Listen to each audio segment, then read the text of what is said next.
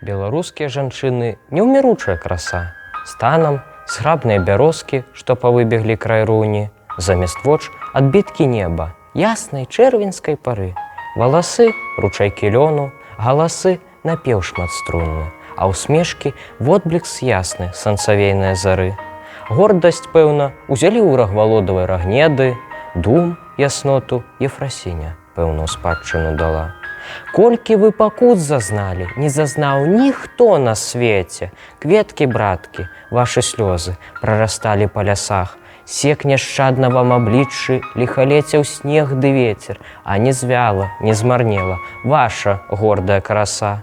Гнулі спіны вы ў прыгоне, жалі жыта радзівілам, пелі песні немаўляткам, пры лучыне ў позні час, гадавалі веліканаў, каб дужэў народ асілак, налівалася капсіла незгінальна ў плячах.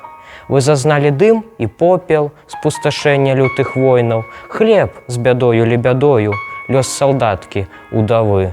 Вы трывожна сустракалі век 20, неспакойны, не схілялі ў час нашэсцяў непакорнай галавы.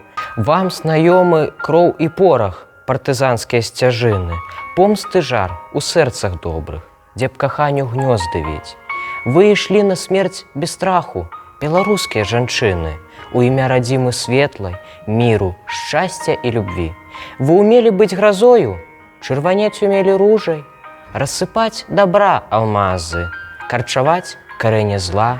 Вы пачатак прыгажосці, вы жыцця першапрычына.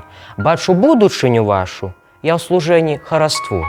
Я цалую вашы рукі, беларускія жанчыны.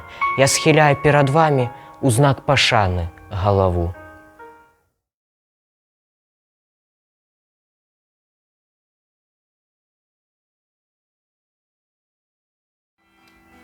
Слава аб дабрадзейнасці Ефрасіні разышлася далёка за межы Полацка. Ведалі яе ў Кіеве і ў Новгарадзе, ведалі яе нават у далёкай Візантыі на ўзбярэжжы Міжземнага мора. Візантыйскія імператары пасылалі Ефрасіні свае падарункі, а людзі дзякавалі за дабро, якое яна рабіла ім. Ефрасіня вучыла паважаць адзін аднаго, заклікала спыніць войны і княжацкія сваркі. Бо зброя, казала яна, прыносіць у хату замест хлеба горыч ды слёзы. Нават вялікія князі прыслухоўваліся да голасу Ефрасіні.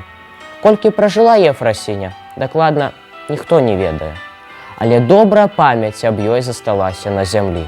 У Полацку, непадалёк ад Верлівай ракі, стаіць прыгожая, нібыта лялечная царква, збудаваная манашкай. Гэту царкву людзі называюць Спаса-Ефрасініўскай.